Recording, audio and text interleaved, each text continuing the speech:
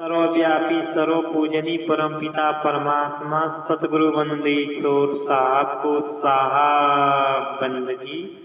बंधुओं, प्रिय बंधुओं, आज हम लोग आज के सत्संग में चर्चा करेंगे। हम बताएंगे कि अन्य किसका खाना चाहिए। अन्य किसका खाना चाहिए। सतगुरु कबीर साहब के समय में एक घटना घटी जो सतगुरु कबीर साहब ही बता रहे हैं कि अन्य किसका खाना चाहिए या किसका नहीं खाना चाहिए। जैसा खाए अन्न वैसा हो मन, तो जैसा अन्न खाएंगे वैसा मन होगा। तो बंधुओं, सतगुरु कबीर साहब एक बूढ़ी माता थी, उनके यहाँ हफ्ता में एक बार वो खाने जाते थे। और बूढ़ी माता का जो पेशा था वो बाती बनाने का था। वो नित्य दिन बाती बनाती थी, बाती बनाकर ले जाकर मार्केट में बेचती थी। मार्केट से जो भी पैसा मिलता था उस पैसे से सामान खरीद कर लाकर खाना बनाती थी और साहब हफ्ता में एक बार खाते थे। तो बंधुओं, एक समय की बात है, एक दिन बाती बना रही थी, उनका दीपक बुझ गया। पहले दीपक जलता था, जब दीपक बुझ गया तो उनके बगल में एक वेश्या रहती थी। वेश्या के खिड़की से उनके घर में प्रकाश आ रहा था और वो सोची कि दीपक बुझ गया, सोने का समय हो गया है, क्या दीपक जलाएं। प्रकाश आ रहा है, उसी प्रकाश से बना लिया जाए। तो उसी प्रकाश से वो बनाई और बना कर ले जाकर मार्केट में भेजी।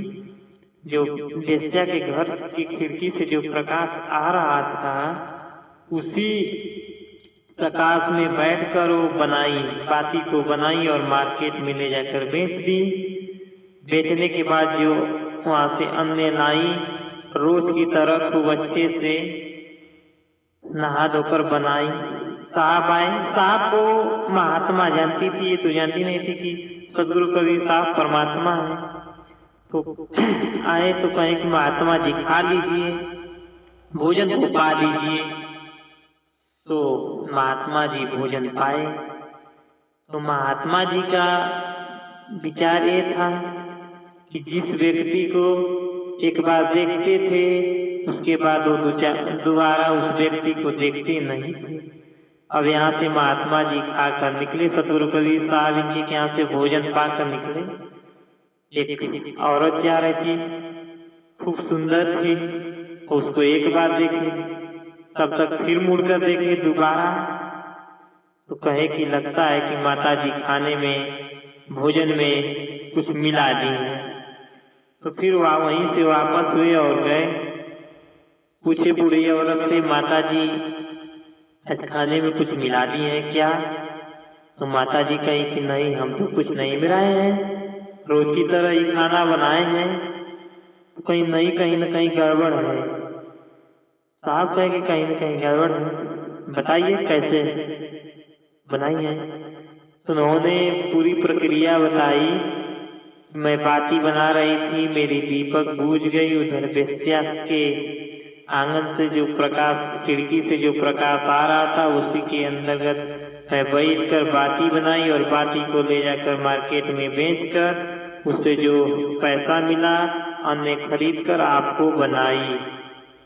तो बंधुओं, इसलिए वो वेश्या का था। वेश्या अपने नित्य कर जो भी करती है कर वो पैसा लाई थी, उसी पैसे से तेल लाई थी खरीद कर। तो उसी से बाती जल रही थी उसकी तेल से।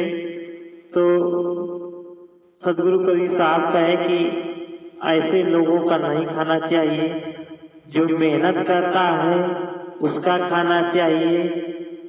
तो ठेकेदार जो घर द्वार बनवाते हैं, लेबरों का पैसा काटते हैं, उसका नहीं खाना चाहिए। मतलब कहने का मतलब ये है कि जो ईमानदारी से, मेहनत से पैसा कमाते हैं उन्हीं लोगों का खाना चाहिए। बंधुओं, एक समय की और बात है जब साहब और गुरु गोरखनाथ से शास्त्रार्थ हो रहा था। गुरु गोरखनाथ साहब की चर्चा हुई थी वाराणसी में, प्राकट्य स्थल धाम कबीर चौरा। वहां पर साहब का बहुत उस समय बोलबाला था।